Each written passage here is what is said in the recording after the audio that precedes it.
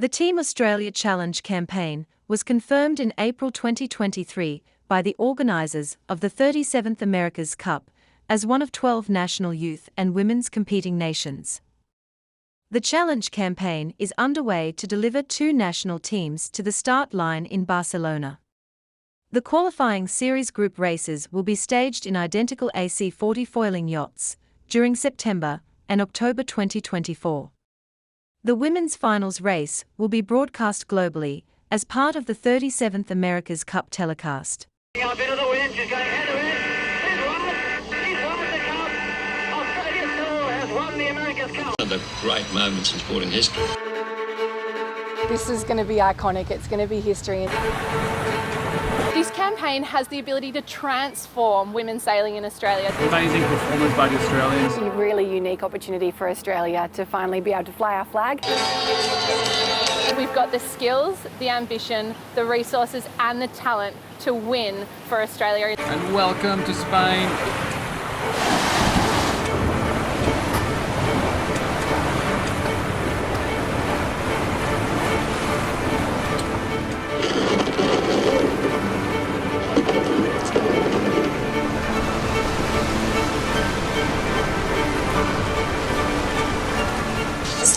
History in Marseille. Aussies had to fight off Japan for a 10-minute winner-takes-all showdown on the final day. So excited to be able to pioneer this for all Australian sailors. The AC40s are the most extreme boats on the planet. The impact on the America's Cup was huge. The new winner for the America's Cup.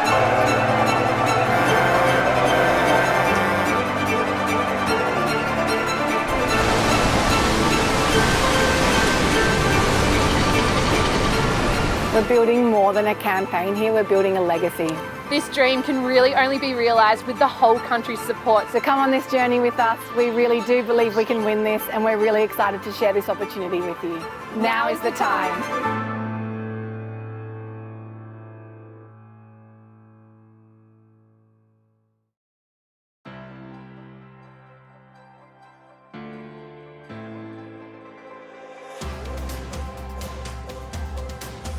This is your weekly global sailing highlights show, The World on Water, September 1st, 2023.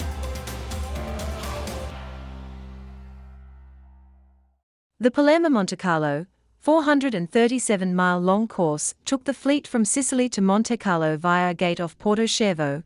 The race was organised by the Circolo della Vela Sicilia and Yacht Club de Monaco in partnership with Yacht Club Costa Smeralda. On the first afternoon, Peter Harburg's 100-foot maxi blackjack powered away, making 11 knots.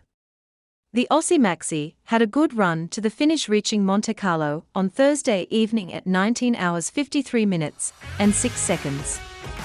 Given the conditions, her elapsed time of 55 hours 3 minutes 6 seconds was surprisingly close to the race record of 47 hours, 46 minutes, and 48 seconds, which Blackjack managed in 2015, when she was Igor Simies, Estimate Europa 2.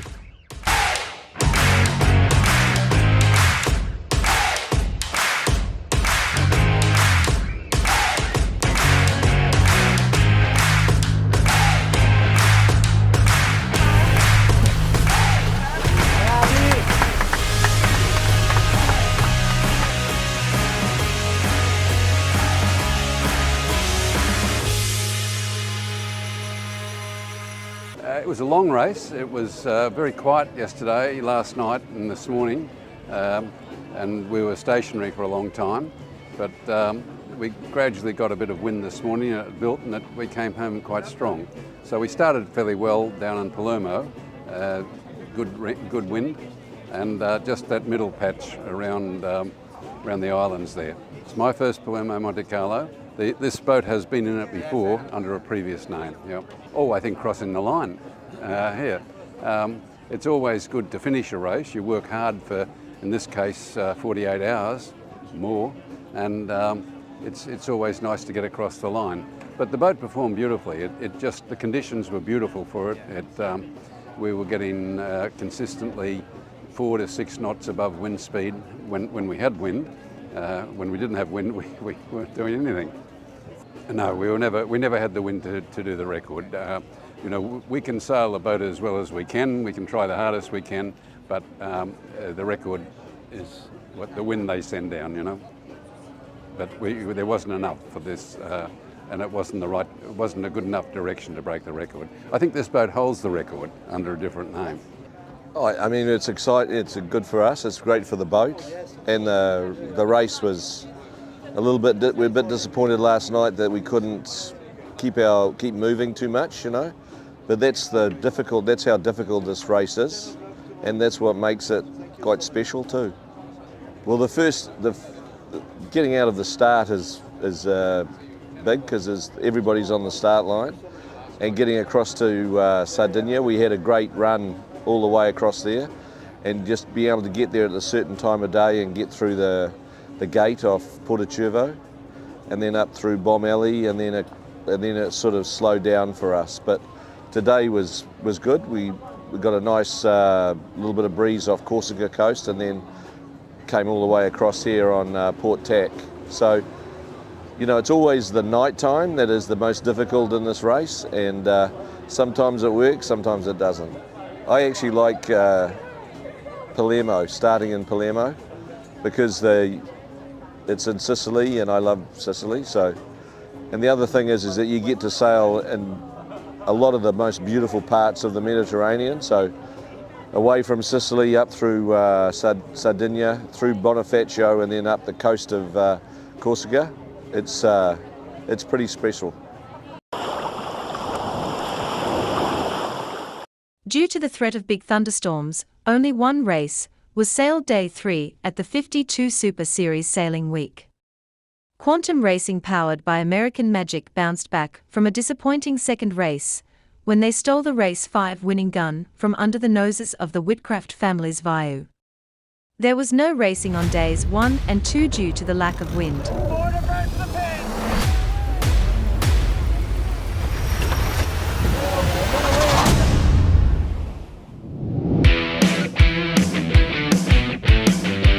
Welcome to the third day of the Rolex TP52 World Championship, the third regatta of the 52 Super Series 2023 season. And the good news today is we have a good forecast.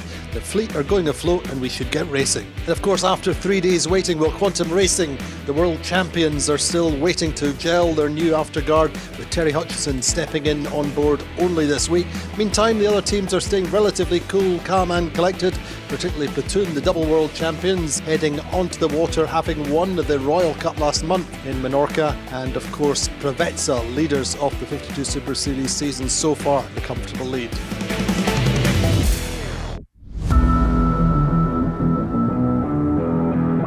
Race number 1 started in a moderate southerly breeze, 8 to 10 knots. The fleet was very much bunched towards the committee boat end of the line. Gladiator were first to tack off and made their way up the right side of the beat. Platoon second round the top mark, with Allegri in third, Vayu in fourth. Down the first run was a little dummy jibe perhaps from Gladiator. Platoon responded, went to the left, and they got through the leeward gate in front, and that was the order through the finish line. Platoon extended ahead of Gladiator, Allegri get third, and Vayu finish in fourth.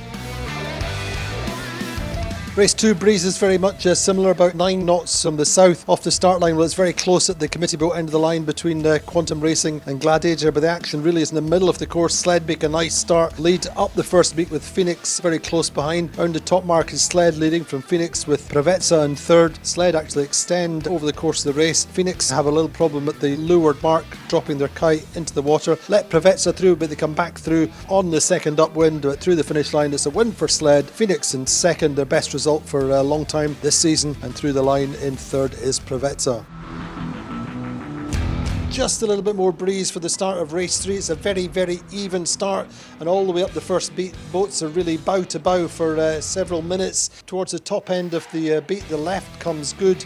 In come Gladiator and Allegri in particular, round the top mark in first. Gladiator first, Allegri second, Vayu third, Pravezza round in fourth, and down the run will actually Pravezza stay out to the left side looking downwind and come through the leeward gate with the lead, and that is really how it plays out. Pravezza coming through with the win for race 3, Gladiator through in second, Allegri through in third. Penalties for Platoon drop them down to 9th place, and they lie in 4th place overall. It's been tough out there, especially of the heat and the competition obviously, but We managed to put a solid day, as you said, and we are pretty happy with how everything's going. The boat is going really fine, both upwind and downwind. The team is doing their job, so we are happy. It's just hard because, there you're doing the right thing, and even though we didn't start well, the guys had the boat going really well. Harry and Warwick and Daggy and Freddie did an awesome job with our boat speed and our performance, and I just have to do my job better. It's really no more complicated than that. The standings after 3 races then, Provezza leading on 9 points, second are Gladiator on 11 points, and third Allegri on 12 points.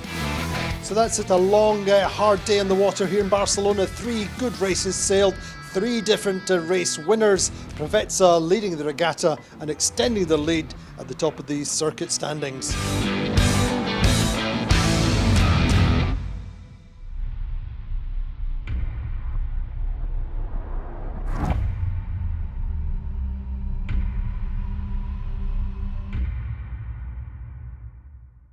We are Sailing Only Media. Please subscribe, share, like, and check the alerts bell.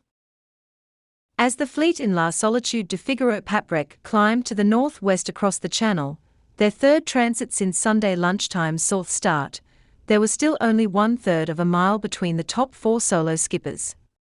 Corentin Horo, Banque Populaire, had benefited from being first to tack west late this afternoon, and took the lead from Guillaume Pirouel, Region Normandie, by a matter of 400 metres or so.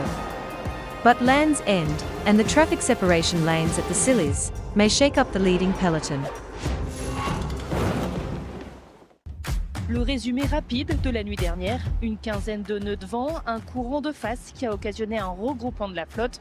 La marque de parcours, la jument des Éaux de Bréa, ont roulé vers 1h du matin avec en tête Guillaume Pirouel et Basile Bourdion.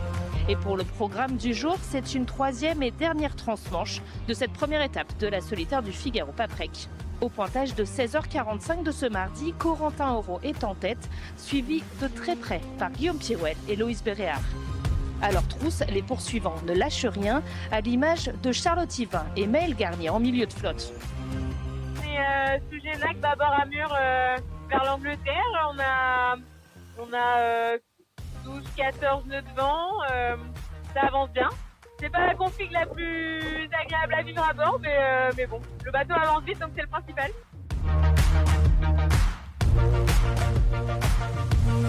Le plus qu'on peut pour faire marcher les foils et puis faire marcher le bateau. On est au réglage, j'essaye de me reposer un petit peu de temps en temps quand même. C'est vrai qu'avec Charlotte à moins de 100 mètres, c'est pas évident des fois. Côté bisu, le Finistérien Victor Le Pape mène pour le moment la danse, mais il le dit lui-même. On s'est pas beaucoup lâché avec Hugo depuis hier soir, là on est à couteau tiré, donc c'est sympa. Et après on a eu d'autres bisus, on a eu plein de monde, donc c'est vrai que la bagarre est bien lancée, mais c'est vrai qu'avec Hugo on est touche-touche, donc c'est bien. C'est bien, il y a du match, ça fait un match sans match. Concernant la nuit prochaine, les concurrents vont bientôt devoir faire un choix, passer au nord ou au sud de l'archipel des Scilly pour faire ensuite cap en mer Celtique vers le phare du Fastnet.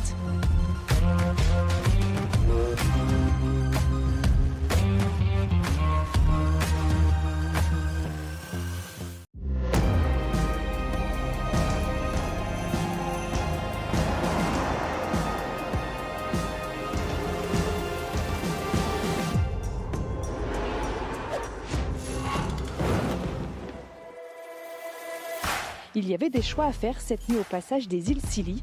L'Irlandais Tom Dolan a opté pour la route directe par le nord de l'archipel, suivi de 2 bisus, Benoît Tudury et Julie Simon. Stratégie payante au classement de 16h45, les 3 cavaliers pointent en tête de la flotte. Mais problème, ils se retrouvent piégés dans une zone sans vent, tout comme le Suisse Nils Palmieri, se retrouvant à mi-chemin entre les 2 groupes de Figaro Beneteau 3. Ouais, c'est un petit peu étonnant. Je me demande où ils sont passés, les autres. J'ai l'impression qu'ils ont dû faire un petit peu plus d'ouest que moi. D'ailleurs, ça fait une demi-heure, 1 heure que j'ai pas beaucoup de vent. Mais heureusement, on a le courant qui pousse un petit peu pour l'instant. Donc on progresse gentiment vers le Fastnet. Ceux qui ont choisi l'option sud des Scilly ont certes perdu quelques places au classement, mais leur décalage à l'ouest du plan d'eau pourrait leur permettre de toucher plus rapidement du vent. On espère toujours que c'est notre camp qui est le meilleur, mais c'est le plan de base et voilà, je m'y suis plutôt tenu. Ça va être instable là, le temps de traverser cette dorsale et puis voilà, après on va avancer avec un front et là on aura du vent plus établi, plus stable, et stressant, ouais, stimulant je dirais.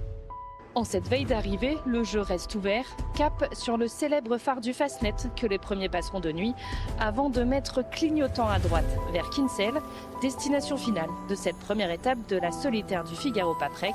Les équipes à terre sont désormais prêtes à accueillir demain les premiers skippers à Kinsale, une arrivée que vous pourrez suivre en direct sur les réseaux de la course.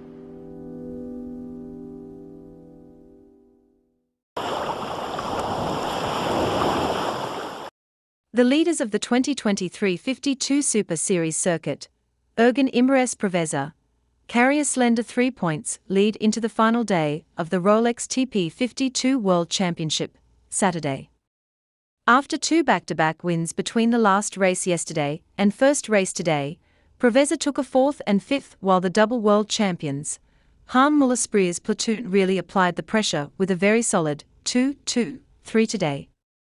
Now there is the prospect of a thrilling finale, potentially over 2 races in what looks to be a very mixed-up, unpredictable weather scenario.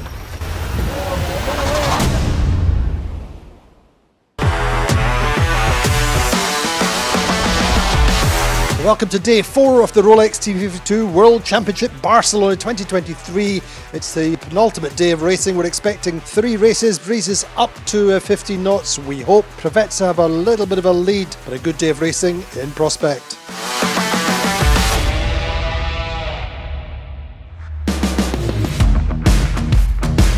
Well, race 4, light breeze. We're starting earlier than the first day of racing. The breeze is about 8 knots. A very flat water. A good start from Preveza, Sled and Platoon all starting well. At the top mark, well, it's Preveza and Sled overlap. Preveza just getting ahead and leading down the first run. They extend out, but through the leeward gate, then Sled and Platoon are close. Top mark, second time up. Preveza with a big lead. Platoon in second, just ahead of Sled. And that's the order through the finish line. A second win in a row for Preveza, who move well clear at the top of the table for the regatta. Platoon in second and Sled through in third. Race number 5 breezes very much as the previous race. Off the start line will Phoenix come from the pin end of the line, go up the left side of the beat and come across to lead the fleet round the top mark. Platoon from the right coming round in second. That's very much the order through the race until the final run when Allegri come down to get third place. So Phoenix come through the finish line to get their second win of the season, their first of this regatta, and a big win for them. Nice and comfortable, big distance ahead. Platoon in second, their second place of the day, and Allegri still third on the final run. A little bit more wind pressure for the third race of the day, race 6 of the series, probably 12 knots at times during the race. Off the start line, we're quite an even start in the sense that Quantum get away nicely on the left off the pin end of the line. Gladiator on the right. Gladiator have the early advantage, very close with Platoon on the upwind. Round the top mark is Gladiator leading Platoon with Quantum Racing in third. Down the run, Platoon chasing Gladiator, but Gladiator get away more on the second beat. Through the finish line, it's Gladiator winning, Quantum Racing gets second and Platoon in third.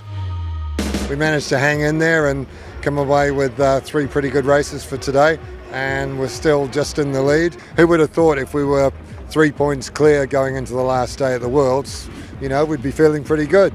So we all agreed that we were feeling good, and we'll see how we go tomorrow. After we were shooting ourselves yesterday, it's a better day. Both of the day is good, and hopefully we can do the same in Menorca, last regatta, catching them on the last regatta or race. There's no special strategy. Trying to win every single race, that's the only thing what you can do. So after 6 races, Preveza leading on 19 points, second Platoon on 22, third Gladiator 26, 27 points for Allegra and 29 for Phoenix in fifth. What an exciting final day in prospect. Preveza leading just by 3 points. Never won the World Championship before. Double World Champions. Platoon in second, breathing down their neck. What a great finale it's going to be. Join us then.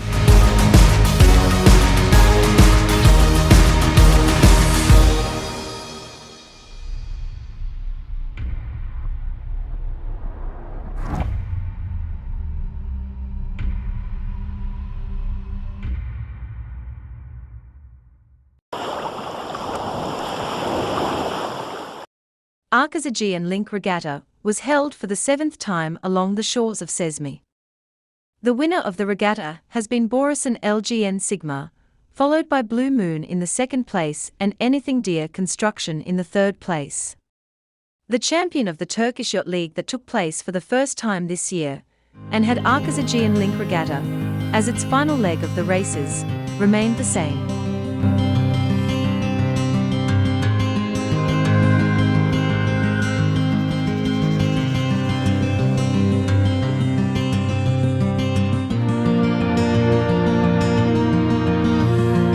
Σήμερα είμαστε οι Νούσες, θα τρέξουμε την τελευταία κούρσα, οι Νούσες για Καρδάμιλα. Είναι περίπου 8 μίλια. Το έχουμε ξανατρέξει αυτόν τον αγώνα από την πάνω μεριά της Χίου πηγαίνοντας στη Βολισσό. Είναι λίγο ένα δύσκολο κομμάτι. Πιστεύω θα τα καταφέρουμε.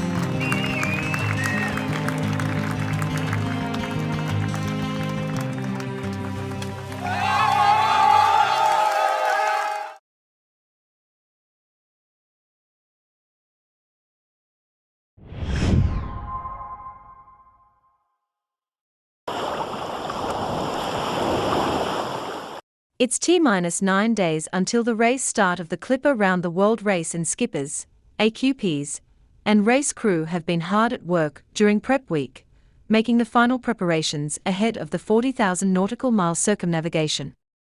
From rigging the yachts with fresh lines, to training up the race crew for their roles on board, all the novices and their professional leaders were anxious to see the starting line.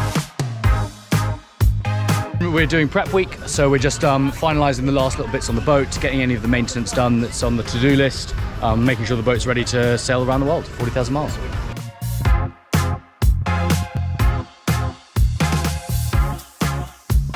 This week is prep week. It's the first prep week as we're 3 weeks away from race start now. Crew members joining us, help getting the boats ready, teaching them a few things along the way. So we've had people at engineering training, we've done seal repair training, we've done training on the winches, we've also got some UNICEF fundraising training and all different sort of elements of what makes the race go. All the boats have a nominated engineer and a nominated boatswain on board, so this week is also when they're doing their training with the fleet maintenance team. So we learned kind of what our actual jobs are, what we need to do, so we had, you had kind of an idea, but now you're actually getting down to the nitty-gritty and actually seeing what you actually have to do. It's been lots of work to do, and lots of work to go through all the boats, check all the things. So we go through the boats from the top all the way to the bottom.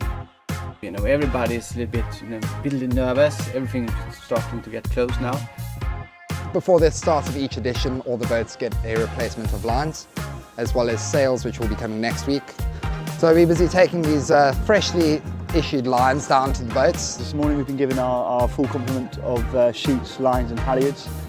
Most of them have been pre-cut to length and ordered from Marlow.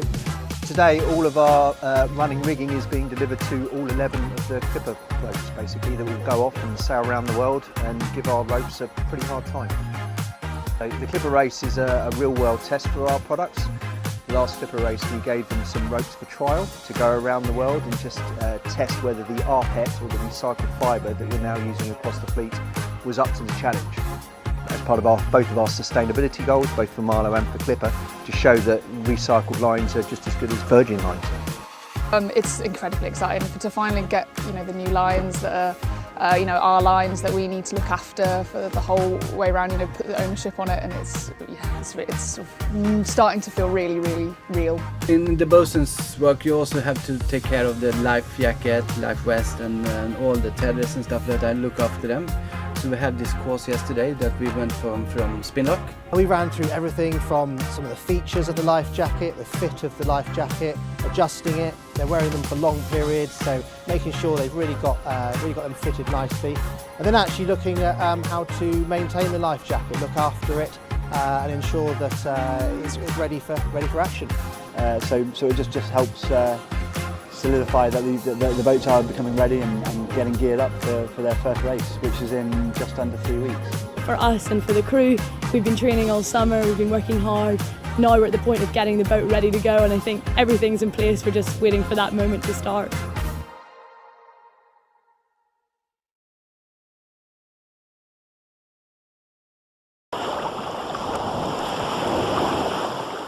Harm Muller-Spree's German-flagged platoon team clinched the 2023 Rolex TP52 World Championship title with a thrilling comeback in the final minutes of the final race of Barcelona. Outgoing 2022 champions Quantum Racing, powered by American Magic, finished second behind Preveza, the team which had led the regatta since the end of the first day of competition.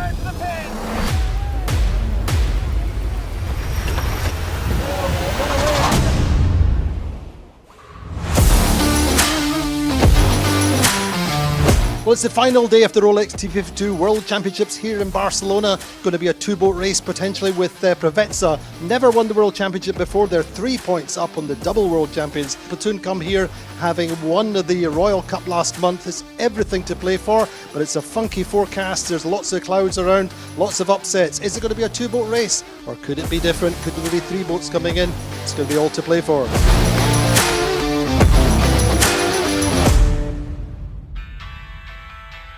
So the first race of the day starts in an easterly breeze, round about 9 to 10 knots, quite lumpy conditions. Well, off the start line it's very, very even, probably the most even start. Nice start by Quantum Racing and Phoenix on the left end of the line. Gladiator go out to the right early. The top markets, Phoenix overlapped with Gladiator. It's a very, very tight rounding.